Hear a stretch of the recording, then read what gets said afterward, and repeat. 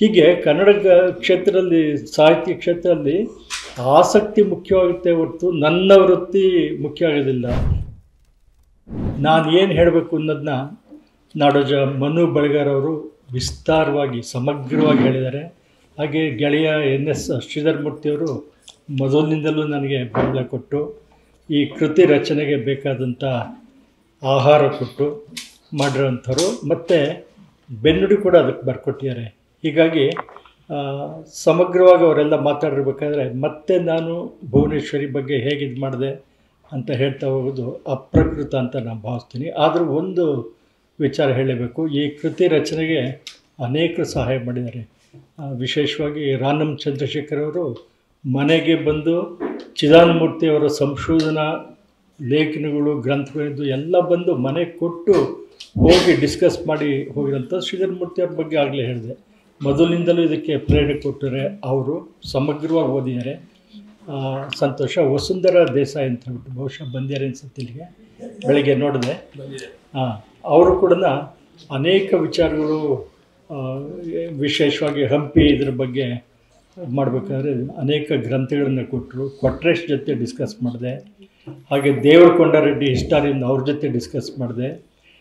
ಇಂಥ ಕೃತಿ ರಚನೆ ಮಾಡಬೇಕಾದ್ರೆ ಸ್ವಲ್ಪ ಎಚ್ಚರಿಕೆ ಬೇಕು. ಭಯ ಅಂತ ಅಲ್ಲ, ಎಚ್ಚರಿಕೆ ಯಾಕೆ ಅಂತಂದರೆ ಒಂದು ಐತಿಹಾಸಿಕ ವಿಚಾರವನ್ನು ಪ್ರತಿಪಾದನೆ ಮಾಡಬೇಕಾದ್ರಲ್ಲಿ ತಪ್ಪಾಗಬಾರ್ದು. ನನ್ನದೇ ಆದ ತತ್ವಗಳನ್ನ ಅಲ್ಲಿ ಸೇರಿಸ್ಕೊಳ್ಳೋಕ್ಕೆ ಅವಕಾಶ ಇಲ್ಲ. ಏನು ಲಭ್ಯ ಮಾಹಿತಿ ಇದೆಯೋ ಅದನ್ನು ಸಹಜವಾಗಿ ಜೋಡಿಸಿ ಅದು ಒಪ್ಪೋ ರೀತಿಯಲ್ಲಿ ನಾವು ಬರಿಬೇಕಾದ್ದು ಒಬ್ಬ ಲೇಖಕನ ಧರ್ಮ. ಎಷ್ಟೋ ಜನ ಕೇಳ್ತಾಯಿದ್ರು, ನೀನು ಒಬ್ಬ ವಿಜ್ಞಾನ ಕ್ಷೇತ್ರದಲ್ಲಿ ಕೆಲಸ ಮಾಡ್ತಾ ಇರೋದು, ನಿನ್ನ ಒಂದು ಗುರಿ ಸಂಶೋಧನೆ, ಇದೇನು ಸಡನ್ನಾಗಿ ನೀನು ಭುವನೇಶ್ವರಿ ಬಗ್ಗೆ ಬರಿತೀಯಲ್ಲ, ಇದು ಹೇಗೆ ಅಂಥೇಳಿ ನಾನು ಅಂದ್ಕೊಂಡೆ. ಅದೇನು ಯಾರು ಇಂಥದೇ ಬರೀಬೇಕು ಅಂತ ಏನಿಲ್ಲ, ಆಸಕ್ತಿ ಯಾವ ಕ್ಷೇತ್ರದಿಂದ ಅದು ಮಾಡ್ಬೋದು. ಮಾಸ್ತಿ ವೆಂಕಟೇಶ್ ಅಯ್ಯಂಗಾರು ಮೂಲತಃ ಎಕ್ಸೈಸ್ ಕಮಿಷನರ್ ಆಗಿದ್ದರು. ಅಂಥ ಬಿಡುವಿಲ್ಲದ ಸಮಯದಲ್ಲೂ ಸಣ್ಣ ಕಥೆಗಳಿಂದ ಬರೆದು ಹೇಗೆ ಸಣ್ಣ ಕಥೆಗಳ ಜನಕ ಅನ್ನಿಸ್ಕೊಂಡ್ರು, ಅದು ಕೇವಲ ಆಸಕ್ತಿ. ನರಸಿಂಹಸ್ವಾಮಿ ಅವರು ಏನಾಗಿದ್ದರು, ಹೌಸಿಂಗ್ ಬೋರ್ಡ್ನಲ್ಲಿ ಕೆಲಸದಲ್ಲಿದ್ದರು, ಅವರ ಆಸಕ್ತಿ ಕಾವ್ಯ. ಹೀಗೆ ಕನ್ನಡ ಕ್ಷೇತ್ರದಲ್ಲಿ ಸಾಹಿತ್ಯ ಕ್ಷೇತ್ರದಲ್ಲಿ ಆಸಕ್ತಿ ಮುಖ್ಯವಾಗುತ್ತೆ ಹೊರತು ನನ್ನ ವೃತ್ತಿ ಮುಖ್ಯ ಆಗೋದಿಲ್ಲ. ನಮ್ಮ ಗಜಾನನ ಶರ್ಮನೇ ಇದ್ದಾರೆ, ಅವ್ರು ಬೇಸಿಕಲಿ ಇಂಜಿನಿಯರ್. ಅವರು ಮೈಸೂರು ರಾಜರ ಇತಿಹಾಸ ಬರಿಬೇಕಾದ್ರೆ ಎಷ್ಟರ ಮಟ್ಟಿಗೆ ಮತ್ತೆ ಓದಬೇಕು ಅನ್ನೋ ಥರ ಅಂಕಿತನೇ ಪ್ರಕಾಶನ ಮಾಡಿದೆ. ಮುಮ್ಮಡಿ ಕೃಷ್ಣರಾಜ ಒಡೆಯರ್ ಅವರ ತಾಯಿಯ ಬಗ್ಗೆ ಬರೆದಂಥ ಪುಸ್ತಕನ. ಹೀಗಾಗಿ ಆಸಕ್ತಿ ಮುಖ್ಯ ಆಗುತ್ತೆ ಹೊರತು ನೀನು ಯಾಕಿದು ಬರೆದೆ, ನಾನು ಯಾಕದು ಬರೆದೆ ಅಲ್ವೇ ಅಲ್ಲ, ಅದು ಮುಖ್ಯ ಆಗೋದಿಲ್ಲ. ರಾನಂ ಚಂದ್ರಶೇಖರ್ ಇದ್ದಾರೆ, ಭಾಳ ಸಂತೋಷ ಆಯಿತು. ಅವರು ಕನ್ನಡ ಬಾವುಟದ ಬಗ್ಗೆ ಅವರು ಬರೆದ ಲೇಖನವೊಂದನ್ನೇ ಬಳಸ್ಕೊಂಡೆ. ಯಾತಕ್ಕೆ ಅಂತಂದರೆ ಕನ್ನಡ ಬಾವುಟ ಮತ್ತು ಕನ್ನಡ ಪ್ರಜ್ಞೆ ಭುವನೇಶ್ವರಿ ಒಟ್ಟೊಟ್ಟಿಗೆ ಹೋಗೋವಂಥ ಇದು. ಹೀಗಾಗಿ ಇಡೀ ಲೇಖನ ಅವರು ಬಳಸ್ಕೊಳ್ಳೋಕ್ಕೆ ಅನುಮತಿ ಕೊಟ್ಟರು, ಅದನ್ನು ದಾಖಲಿಸಿದ್ದೀನಿ ಅವ್ರ ಹೆಸರಲ್ಲೇ. ಭಾಳ ಮುಖ್ಯವಾಗಿ ಒಂದು ಐತಿಹ್ಯದ ಮೂಲಕವೇ ಒಬ್ಬಳು ದೇವಿ ಹೇಗೆ ಪ್ರತ್ಯಕ್ಷ ಆಗ್ತಾಳೆ ಅದಕ್ಕಿಂತ ಪ್ರಸ್ತುತ ಆಗ್ತಾಳೆ ಅನ್ನೋದು ಭಾಳ ಮುಖ್ಯ ಆಗುತ್ತೆ. ನಮ್ಮಲ್ಲಿ ಹಂಪಿ ವಿಚಾರ ತಂದರೆ ಕೃಷ್ಣದೇವರಾಯನ ಆಡಳಿತ ಪ್ರತಿಯೊಬ್ಬರಿಗೂ ಗೊತ್ತೆ. ಸಮಗ್ರವಾಗಿ ಆತನೇ ಇಡೀ ವಿಜಯನಗರ ಸಾಮ್ರಾಜ್ಯದಲ್ಲಿ ಹೆಚ್ಚಿಗೆ ಪ್ರಬುದ್ಧಮನ್ನಾಗಿ ನಮ್ಮ ಕಣ್ಣಿಗೆ ಕಾಣೋಂಥದ್ದು. ಮುಖ್ಯವಾಗಿ ಏನಂತಂದರೆ ಭುವನೇಶ್ವರಿಯನ್ನು ಆರಾಧನೆ ಮಾಡಿದ್ರು ವಿದ್ಯಾರಣ್ಯರಿಂದ ಪ್ರತಿಯೊಬ್ಬರು ಓದಿರ್ತಾರದು. ವಾಸ್ತವವಾಗಿ ಅದು ನೋಡಿದ್ರೆ ಅದು ಐತಿಹ್ಯದ ಮೂಲಕನೇ ಬಂದಿದೆ. ಅನೇಕ ಗ್ರಂಥಗಳು ನಾನು ನೋಡಿದೆ, ಅನೇಕ ಶಾಸ್ತ್ರಗಳ ಬಗ್ಗೆ ಡಿಸ್ಕಸ್ ಮಾಡಿದೆ. ಅದು ಕೇವಲ ಐತಿಹ್ಯವಾಗಿ ಉಳಿದಿದೆ. ಇರಲಿ, ಐತಿಹ್ಯ ಕೂಡ ಬೇರೆ ಮೂಲ ಇಲ್ಲದಾಗ ಚರಿತ್ರೆ ಒಂದು ಭಾಗವಾಗುತ್ತೆ ಅಂತ ಬಿಟ್ಟು ಇತಿಹಾಸಕಾರರೇ ಭಾವಿಸ್ತಾರೆ. ಅದರಿಂದ ಅದೇನು ತಪ್ಪೇನಿಲ್ಲ. ಅದೇ ಐತಿಹ್ಯನ ತಗೊಂಡು, ಯಾಕೆಂತಂದರೆ ವಿಜಯನಗರ ಸಾಮ್ರಾಜ್ಯ ತುಂಬ ಭವ್ಯವಾಗಿ ಬಾಳಿದಂಥ ಸಾಮ್ರಾಜ್ಯ. ಅಲ್ಲಿ ಭುವನೇಶ್ವರಿಗೆ ಪ್ರಾಶಸ್ತ್ಯ ಇತ್ತು, ವಿದ್ಯಾರಣ್ಯಕ್ಕೆ ಪ್ರಾಶಸ್ತ್ಯ ಇತ್ತು. ಹೀಗಾಗಿ ಅದು ಕರ್ನಾಟಕದ ರಾಜಧಾನಿ ಆಗಿತ್ತು. ಕರ್ನಾಟಕ ರಾಜಧಾನಿ ಅಂತಲೇ ಹೇಳ್ಕೊಂಡ್ಬಿಡ್ತಾರೆ, ಕರ್ನಾಟಕದ ಚಕ್ರವರ್ತಿಗಳು ಅಂತಲೇ. ಹೀಗಾಗಿ ಇವತ್ತು ನಾವು ನಾಡದೇವತೆ ಅಂತ ಸ್ವೀಕರಿಸಿದ್ರೆ ಅದು ಅತ್ಯಂತ ಸಹಜವಾಗೇ ಇದೆ. ಇಲ್ಲಿ ಒಂದು ವಿಚಾರ ನಿಮಗೆ ಸ್ಪಷ್ಟಪಡಿಸೋಕ್ಕೆ ಇಷ್ಟಪಡ್ತೀನಿ. ಅನೇಕ ಮಾಧ್ಯಮಗಳಲ್ಲಿ, ವಿಶೇಷವಾಗಿ ಮುದ್ರಣ ಮಾಧ್ಯಮದಲ್ಲಿ ಕರ್ನಾಟಕದ ಏಕೈಕ ಭುವನೇಶ್ವರಿ ದೇವಾಲಯ ನಮ್ಮ ಸಿದ್ದಾಪುರದ ಹತ್ರ ಇದೆ ಅಂತ ಹೇಳ್ಬಿಟ್ಟು, ಭುವನಗಿರಿ ಅಂತ ಹೇಳ್ಬಿಟ್ಟು ಹೇಳ್ತಾರೆ. ವಾಸ್ತವವಾಗಿ ಅದ್ರ ಚರಿತ್ರೆ ಎಲ್ಲ ನೋಡಿದೆ, ಮತ್ತು ವಿದ್ವಾಂಸರ ಜೊತೆ ಡಿಸ್ಕಸ್ ಮಾಡಿದೆ. ಎಲ್ಲ ನೋಡಿದ್ರೆ ಭುವನೇಶ್ವರಿ ಅದು ಕದಂಬರ ಕಾಲದ್ದು ಅಲ್ಲ. ಅದು ಸುಮ್ಮನೆ ಕದಂಬರು ರಾಜಮನೆತನದ ಒಂದು ದೇವತೆ ಆಗಿದ್ಲು ಅಂತ ಎಲ್ಲೂ ಕೂಡ ಕದಂಬರು ಭುವನೇಶ್ವರಿ ಪೂಜೆ ಮಾಡಿದ್ದು ಎಲ್ಲೂ ಬರಲ್ಲ. ಶಾಸ್ತ್ರದ್ದು ಬಾರ ಗೋಪಾಲ್ ಅವ್ರು ಬರೆದ ಎಲ್ಲ ಶಾಸ್ತ್ರಗಳ ಪಟ್ಟಿಯನ್ನು ಓದಿದೆ, ಖಂಡಿತ ಅದರಲ್ಲೆಲ್ಲೂ ಕೂಡ ಅದು ಮೆನ್ಷನ್ ಮಾಡಿಲ್ಲ. ಅವರು ಈಶ್ವರನ ಆರಾಧಕರು ಕದಂಬರು, ಭುವನೇಶ್ವರಿ ಆರಾಧಕರಲ್ಲ. ಮತ್ತು ಬಾರ್ಕೂರಿನಲ್ಲಿ ಭುವನೇಶ್ವರಿ ಇದೆ. ಇಂದಿರಾ ಹೆಗ್ಡೆ ಅವ್ರದ್ದು ನಾನು ಓದಿದಾದ್ಮೇಲೆ ಮತ್ತೆ ಕಣ್ತೆರೆಯಿತು ನನಗೆ ಇನ್ನೆಲ್ಲಿದೆ ಅಂತ ನೋಡಿದಾಗ, ಬಾರ್ಕೂರು ಸಾಮ್ರಾಜ್ಯ ತುಂಬ ದೊಡ್ಡ ಸಾಮ್ರಾಜ್ಯ, ಸುಮಾರು 400 ವರ್ಷಗಳ ಚರಿತ್ರೆ ಅಂತ ಸಾಮ್ರಾಜ್ಯ, ತುಳುವರ ರಾಜಧಾನಿ ಆಗಿದ್ದಂಥ ಜಾಗ, ಅನೇಕ ರಾಜರಲ್ಲಿ ಆಳಿದ್ದು ಉಂಟು.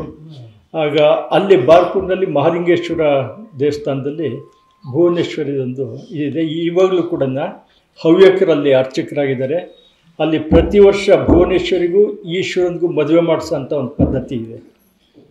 ಆಗ ಇದೆಲ್ಲ ತುಂಬ ನನಗೆ ಕುತೂಹಲ ಕೇಳ್ತು. ವಿಜ್ಞಾನ ಅಂತಂದರೆ ಕ್ರಮಬದ್ಧವಾಗಿ ಚಿಂತನೆ ಮಾಡೋದು ವಿಜ್ಞಾನ.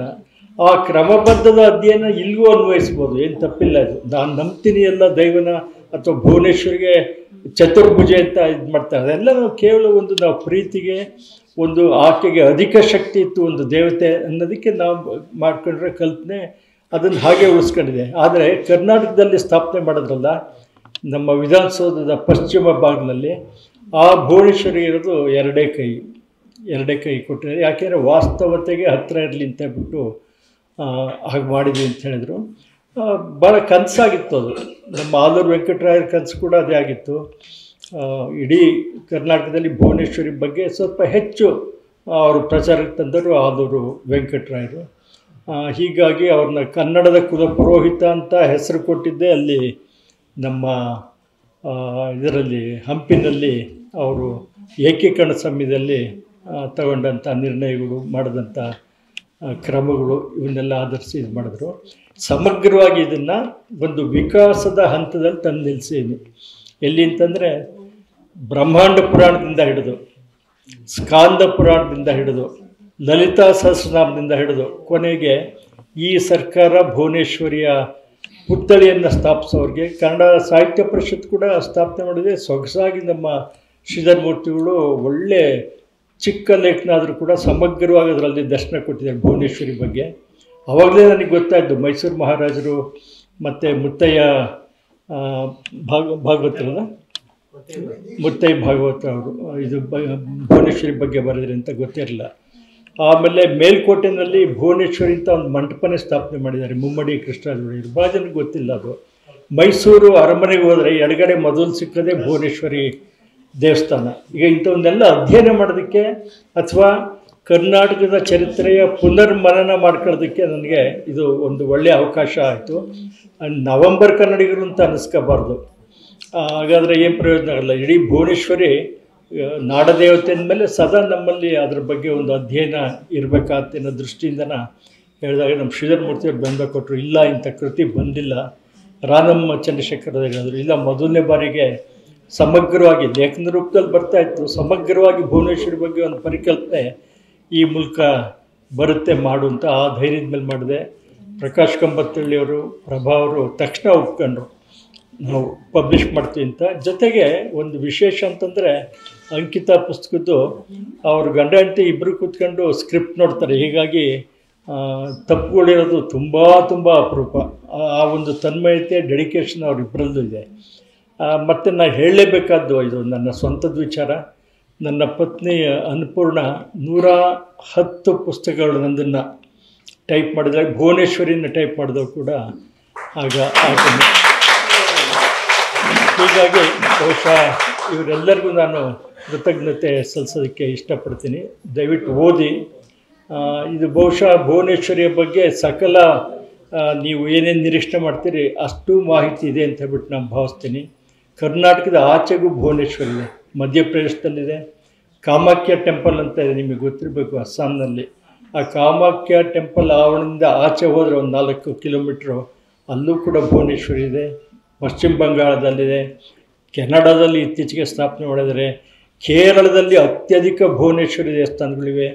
ತಮಿಳುನಾಡಿನಲ್ಲಿದೆ ಮತ್ತು ಆಂಧ್ರ ಪ್ರದೇಶದಲ್ಲಿದೆ. ಹೀಗಾಗಿ ನಾವು ಕನ್ನಡಿಗರ ಒಂದು ನಾಡದೇವತೆ ಅಂತ ಯಾಕಂತೀವಿ ಅಂದರೆ ಮುಖ್ಯವಾಗಿ ಹಂಪಿನಲ್ಲಿ ವಿದ್ಯಾರಣ್ಯರು ಭುವನೇಶ್ವರಿಯನ್ನು ಪ್ರಾರ್ಥನೆ ಮಾಡಿ ಮಳೆ ಸುರಿಸಿದ್ರು ಚಿನ್ನದ್ದು ಅಂತೇಳಿ. ಅದು ಬಿಡಿ, ಅದು ಐತಿಹ್ಯ ಅನ್ನೋದು ಪ್ರತಿಯೊಬ್ಬರಿಗೂ ಗೊತ್ತಿದೆ.